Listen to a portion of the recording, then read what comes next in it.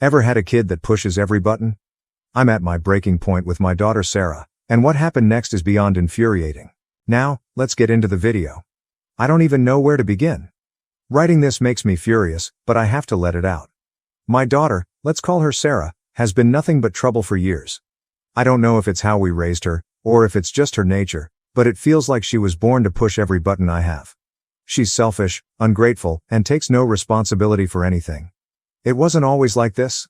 When she was younger, she was sweet, maybe a little stubborn, but I figured that was just normal kid behavior. But then middle school came, and everything changed. She started acting like the world owed her something, like she was somehow superior to everyone else. She'd throw tantrums if she didn't get her way, slam doors, scream at us, whatever she could do to make a scene.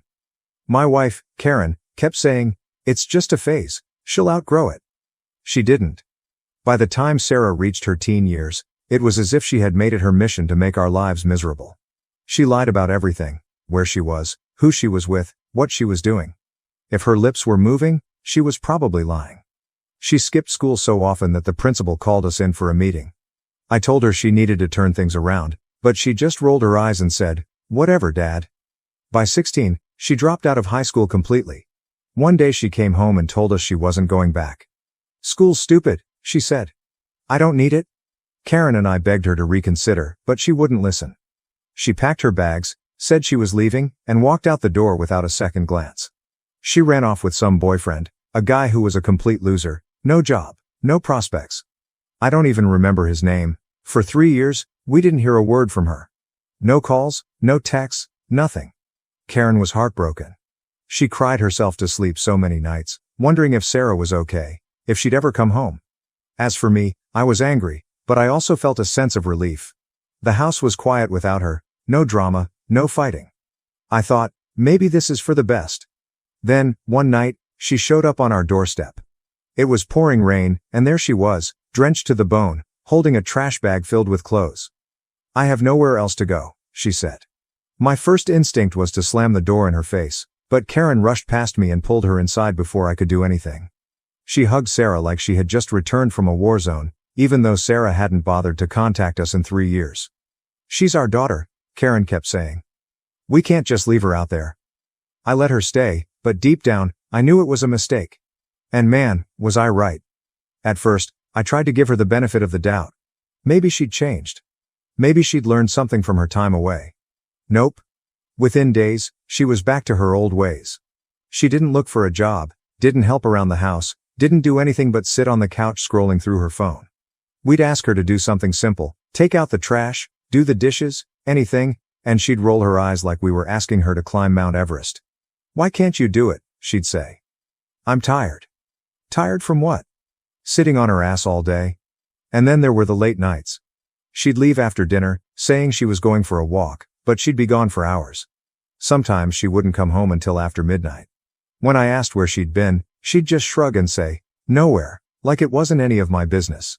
She'd return with a smile, like everything was fine, then flop on the couch and start scrolling through her phone again. I tried to talk to my wife Karen about it, but she kept making excuses. "She's been through a lot," she'd say. "She just needs time to adjust." Adjust to what? Sitting around all day, acting like the queen of the house while we bent over backward to accommodate her? One night, I couldn't take it anymore. Sarah had been out until 1 a.m., and when she finally came home I confronted her. "Where the hell have you been?" I asked. She just laughed and said, "Why do you care?" That's when I told her she needed to start pulling her weight or find somewhere else to live. Her response? "You're supposed to take care of me. That's what parents do." I couldn't believe it. After everything she'd done, dropping out of school, running away, ignoring us for 3 years, she still thought we owed her something. That was the moment David decided I'd had enough. I gave her an ultimatum. She had 24 hours to pack her things and leave. My wife Karen tried to argue, but I shut her down. "She's an adult," David said. "She made her choices. It's time for her to deal with the consequences." At first, Sarah didn't take me David seriously. She just laughed and said, "Yeah, okay Dad," like it was some kind of joke. But when she realized David wasn't kidding, her attitude changed. She started yelling. "You're a terrible father," she screamed. "You don't love me?" David stood my ground and gave her my words. She stormed off to her room, slamming the door so hard that the whole house shook. My wife Karen gave me David the silent treatment for the rest of the day, but David didn't care. It happened before the 24 hours David gave Sarah to leave were even up. David was in the living room, sitting on the couch and scrolling through the news on my phone, trying to decompress after another argument with my wife Karen about her enabling Sarah.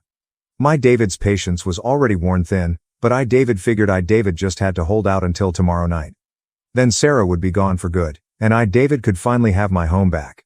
But life has a funny way of kicking you when you're already down.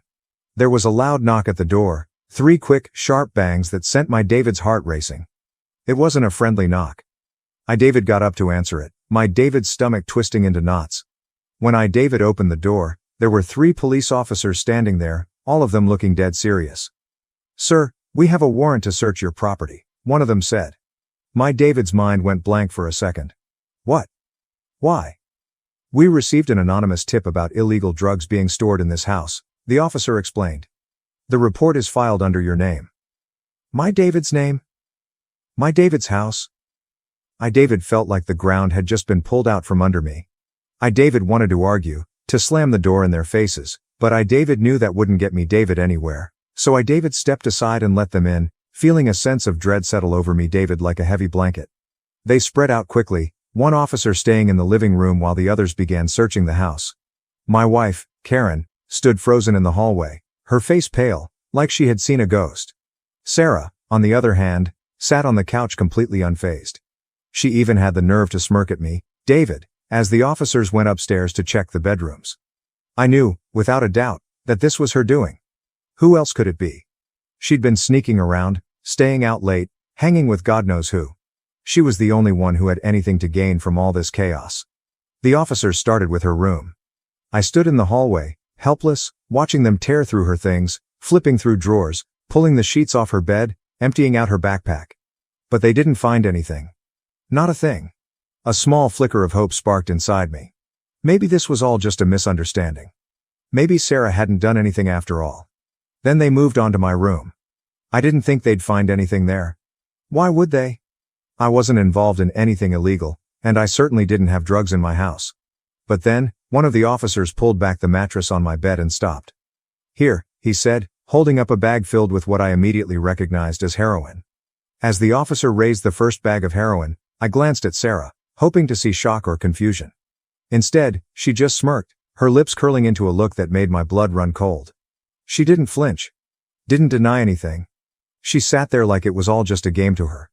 My blood boiled as I realized she wasn't just indifferent, she was proud of what she'd done. I could barely breathe. It felt like the walls were closing in around me. "That's not mine," I said automatically, my voice trembling, but the officers didn't care. They kept searching. By the time they were done, they'd found several more bags hidden under my bed and scattered around the room. "Sir, you're under arrest for possession of a controlled substance," one of them said as they slapped the cuffs on me. Karen burst into tears, but Sarah just sat there watching like it was some movie. When they cuffed me and led me out the door, I looked back at her, praying to see even the slightest sign of guilt or remorse. Instead, she smiled. She actually smiled. The next few hours were a blur. They took me down to the station, fingerprinted me, and took my mugshot. I kept repeating over and over that the drugs weren't mine, that someone had set me up but nobody listened. The evidence was right there, in my house, under my bed. That was all they needed. They denied me bail, claiming the amount of heroin they found suggested I was involved in distribution. My lawyer fought it, but it didn't matter. I was stuck in jail, waiting for the investigation to unfold. In the following weeks, they started looking into the case. They tested the drugs for fingerprints, checked for DNA, anything that could link them to me, but there was nothing. My fingerprints weren't on the bags, and there was no evidence connecting me to the drugs. Still, that didn't mean I was off the hook. The house was in my name, which meant the drugs were my responsibility unless I could prove otherwise. My lawyer argued that someone must have planted them there, but without concrete evidence, it was my word against theirs. David knew it was Sarah. David didn't know how she'd done it, but David knew it was her. Maybe she'd been storing the drugs in my David's room without me David noticing, or maybe she'd planted them there as a way to get back at me David for kicking her out. Either way, she was the only one who could have done it. David spent 5 agonizing months in jail while the case dragged on, not because the investigation was complicated or because there wasn't enough evidence to clear my David's name, but simply because the court's schedule was backlogged. Apparently, Justice had to wait its turn, even when someone's life was being torn apart. The delay felt like an eternity. Every day in that cell was another day David sat with David's thoughts, replaying everything over and over. The betrayal, the humiliation, the helplessness. It all circled in David's head like a broken record. David's body was locked up, but David's mind never stopped pacing. David couldn't stop thinking about how David's own daughter had done this to David. David wondered if she was laughing about it, going about her life like nothing had happened while David was stuck in a place David didn't belong. My wife Karen visited David a few times during those months, but even her presence felt like another weight on David's chest. She wasn't there to offer support or reassurance, not really. Every time she came, it felt like she was probing, fishing for answers David couldn't give her. David needed her to believe in David, to fight for David, but instead she just seemed confused, unsure if she could trust the man she'd been married to for 20 years. Why would Sarah do something like this? She asked during one visit, her voice hesitant, like she couldn't even say the words out loud without doubting herself. David clenched David's fist so tightly David's knuckles turned white. You know why? David said, trying to keep David's voice calm, but failing. You've seen what she's like. You've seen her lie, manipulate, twist things to get what she wants. This isn't new. She shook her head, her face pale and drawn. But planning drugs. Getting you arrested? That's not just lying. That's... I don't know. It's evil. Her voice cracked, and she looked down at her hands, wringing them like they held the answers. She's been on this path for years, David said bitterly. You just didn't want to see it. You kept making excuses for her. She's been through a lot. Every time she crossed the line, you let her get away with it, and now this is where we are. David's words hit her like a slap, but David didn't care. David was too angry, too tired, too broken to soften the truth for her. If she had stood by David, believed in David from the start, maybe David could have handled this better, but instead she kept second-guessing David, making David feel like David was the one on trial. Maybe you just didn't know what was happening, she said during another visit, her voice trembling. Maybe there's more to this. David stared at her, stunned by how little faith she had in David. Do you even hear yourself? David snapped. You're my wife. You've known David, for 2 decades. Do you really think I'd get involved in drugs? Do you really think I'd risk everything for what? Some heroin under David's bed? She didn't answer. She just sat there looking at the floor like a scolded child, but her silence spoke volumes. She didn't believe David, not completely. She might have wanted to, but deep down she had doubts, and that doubt cut deeper than anything else. The worst part was realizing that Sarah had planned this. The more I thought about it, the clearer it became. This wasn't a spur-of-the-moment decision. This was cold and calculated. She'd taken the time to hide the drugs in my room, knowing it would shift the blame onto me. She'd reported me anonymously, ensuring the police had a reason to show up with a warrant. She did everything she could to frame me, and it had worked. And yet, my own wife couldn't see it. My parents, who visited once, couldn't see it. Even some of my so-called friends started distancing themselves, whispering behind my back. The evidence might not have pointed directly to me, but being arrested for drugs was enough to make people doubt. And doubt, it's a powerful thing. It sticks to you like a stain that never comes out. While the court kept delaying my hearing, I had nothing to do but sit in that cell, simmering in my anger. I thought about all the times Sarah had lied to my face, all the chances I had given her that she didn't deserve. I thought about how she'd smirked when the police took me away, like she knew exactly what she was doing. I thought about Karen's tears, not because I was in jail, but because she didn't know if she could trust me anymore. By the time I finally got my day in court, I wasn't the same person who had walked into that jail 5 months earlier. I was harder, angrier, less willing to forgive. The system had failed me, my family had failed me, and all because of the selfish actions of one person, my own daughter. When the truth finally came to light, Sarah's texts, the witnesses who saw her sneaking around, the lack of fingerprints or DNA linking me to the drugs. It felt like the world suddenly remembered I existed. The charges were dropped, but the damage was already done. 5 months of my life were gone. 5 months where I was treated like a criminal, doubted by the people I thought loved me. My name might have been cleared legally, but socially, emotionally? I knew I'd never be the same. I wasn't just angry at Sarah, I was angry at everyone who had doubted me, who had left me to rot in that cell while they questioned whether I was the kind of man who would hide heroin under my bed. And in that anger, a seed of revenge began to grow. I didn't just want Sarah to face the consequences of her actions. I wanted her to know what it felt like to lose everything, to have the world turn on her the way it had turned on me. I wanted her to pay. The first thing I did when I got home was sit in the living room in silence. Karen stood by the door, awkwardly, like she didn't know what to say. Maybe she thought I'd be thrilled to be back, or maybe she expected me to forgive everything and move on. But I couldn't even look at her without feeling a mix of betrayal and rage. "Why didn't you believe me?" I finally asked, breaking the silence. My voice cracked a little, which only made me angrier. I wanted to sound strong, not broken. She didn't answer right away. She just stood there, twisting her hands. "It was hard, okay? The drugs were found in your room. What was I supposed to think?" "You were supposed to know me," I snapped. "You've known me for 20 years. You've seen what Sarah's like. But the second something bad happens, you turn on me." My voice was rising now, and I didn't care. "You know I didn't do it. Deep down, you knew, but instead of standing by me, you let me rot in jail while you played mom to the person who actually did this." Tears welled up in her eyes, but David, wasn't about to feel sorry for her. She wasn't the one who'd spent months in a cell, treated like a criminal. "I'm sorry," she whispered, "but it didn't mean anything to me, David. Sorry didn't give me David back the months David lost. Sorry didn't erase the fact that she doubted me David when David needed her most." Over the next few days, David tried to piece my David's life back together. The investigation had finally turned up undeniable proof that Sarah was behind everything.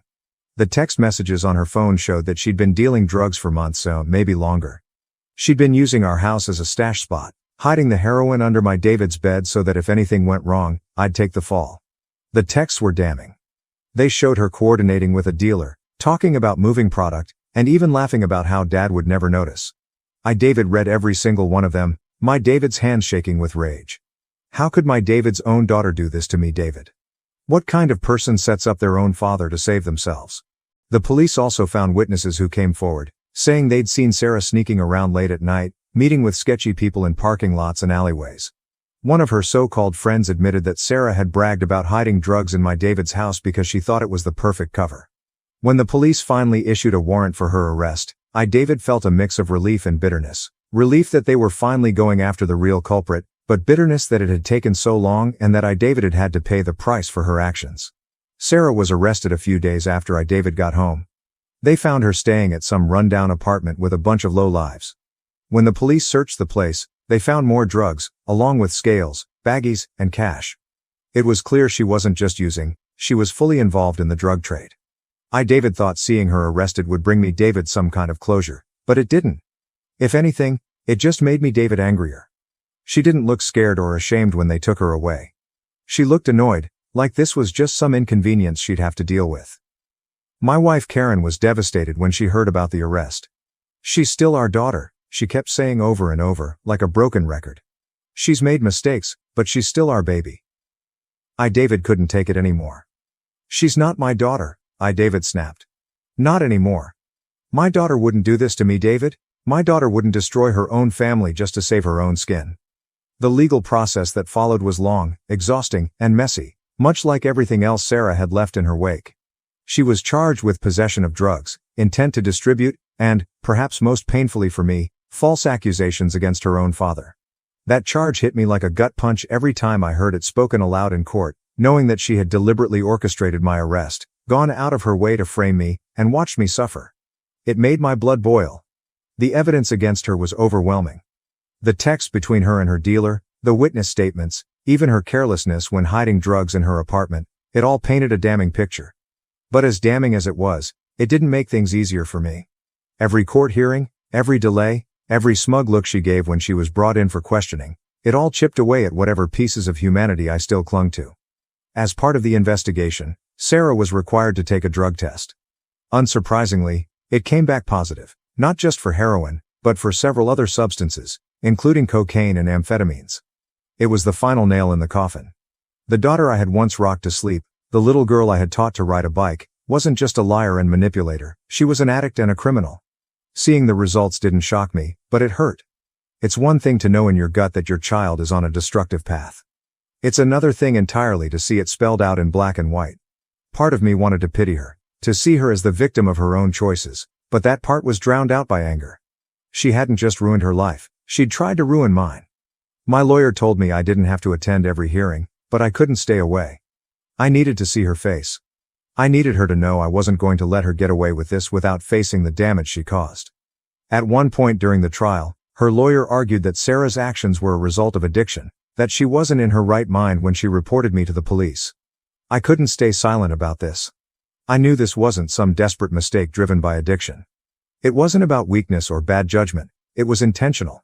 She had never cared about the family, only about herself. This wasn't about drugs.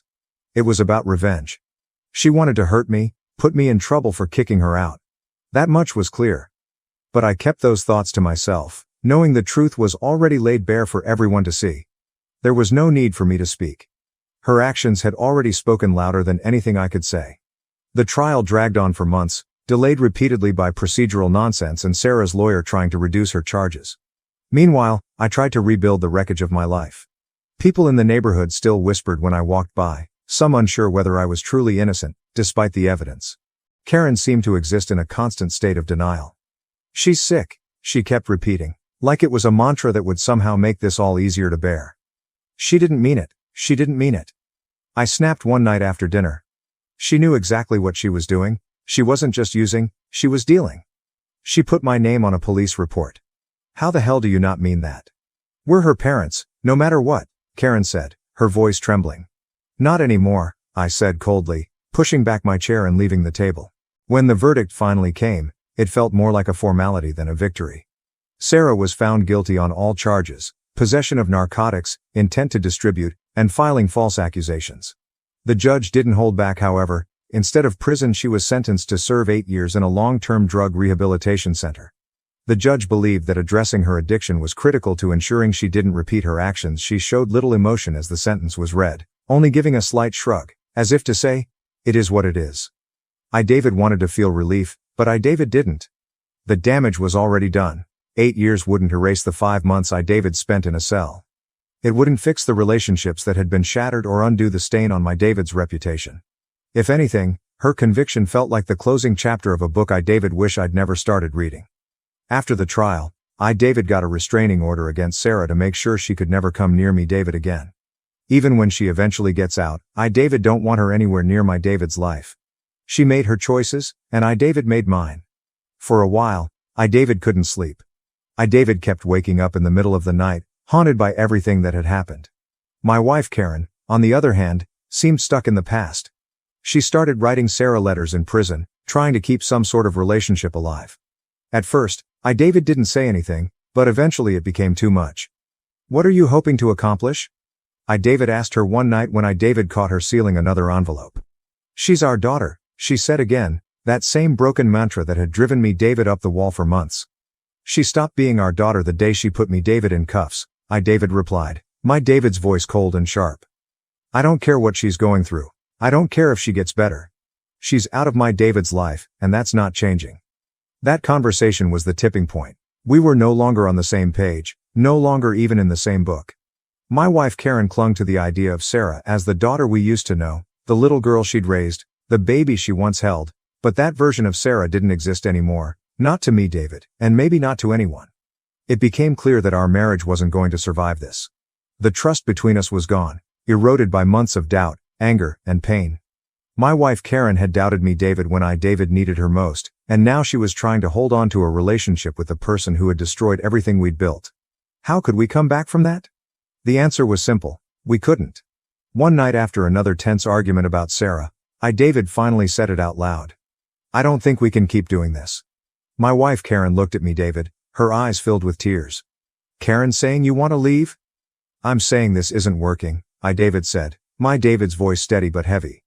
"We're not the same people we were before all of this. I don't trust you, and you don't understand me, David, anymore, and honestly, David don't think David can stay in this house surrounded by everything that reminds me, David, of her." She nodded slowly, wiping her tears.